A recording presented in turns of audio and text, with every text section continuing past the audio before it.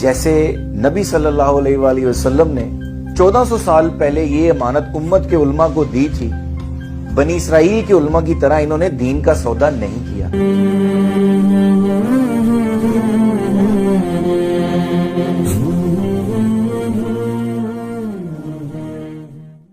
اوپر جانا ہے، جو پہلے آیا اسے نہ دوں، اپنی باری کا انتظار کر۔ اب آپ بتائیں۔ یہ کلو کر دیں۔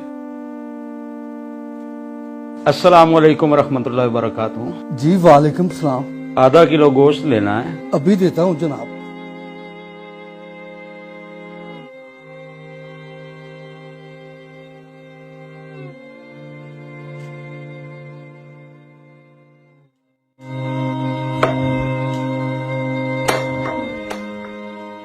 آپ کی سائیکل نظر نہیں آ رہی۔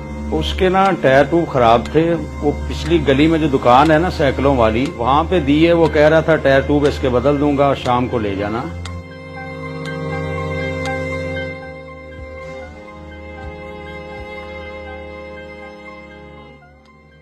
نہیں جی نہیں، رہنے دیں آپ۔ جاوید بھائی، آپ نا ہمیشہ ایسے ہی کرتے ہیں۔ کوئی مسئلہ ہی نہیں ہے جناب۔ اچھا جی، جزاک اللہ۔ السلام علیکم۔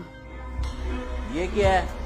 بعد میں آیا اسے گوشت دے دیا ہے، مجھے کہہ رہا ہے اپنی باری کا انتظار کر۔ اور کتنی چربی چڑھی ہوئی ہے تجھے، رکھ اپنا گوشت اپنے پاس، دوبارہ میں تیری دکان پہ نہیں آؤں گا۔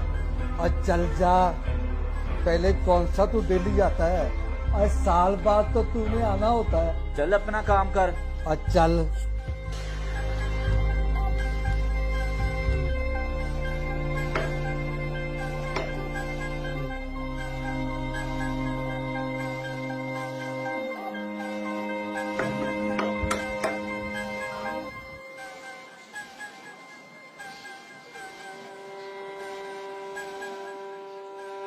اب آپ آئے جناب۔ 1 کلو قیمہ۔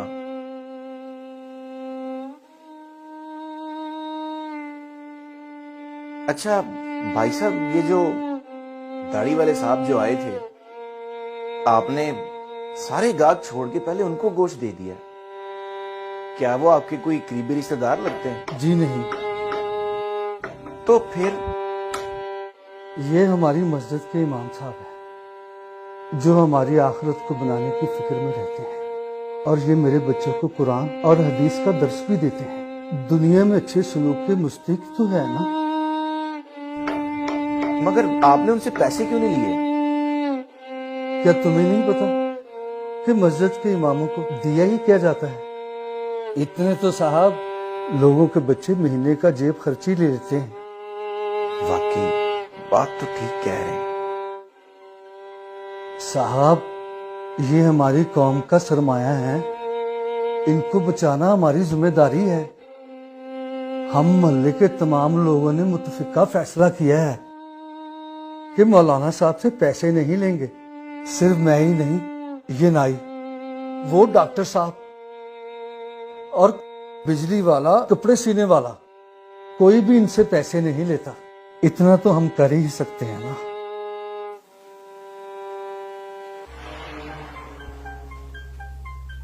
آدھا کلو گوشت کے بدلے جنت زیادہ منافع کا سودا ہے۔ یہ لیجیے آپ کا گوشت۔ پر بھائی صاحب، میں تو نوکری کرتا ہوں، کاش آپ لوگوں کی طرح میں بھی مولوی صاحب کی کوئی مدد کر سکتا۔ بہت آسان ہے، ادھر پچھلی گلی میں مولوی صاحب نے سائیکل مرمت کرنے کے لیے دیا ہے، چپکے سے بل ادا کر آؤ اور کہنا مولوی صاحب سے بل نہ لینا۔ جی ٹھیک ہے۔ اچھا جی، خدا حافظ۔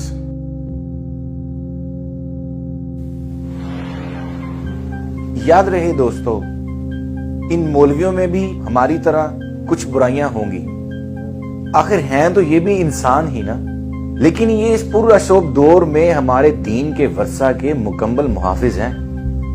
جیسے نبی صلی اللہ علیہ وآلہ وسلم نے 1400 سال پہلے یہ امانت امت کے علماء کو دی تھی، بنی اسرائیل کے علماء کی طرح انہوں نے دین کا سودا نہیں کیا۔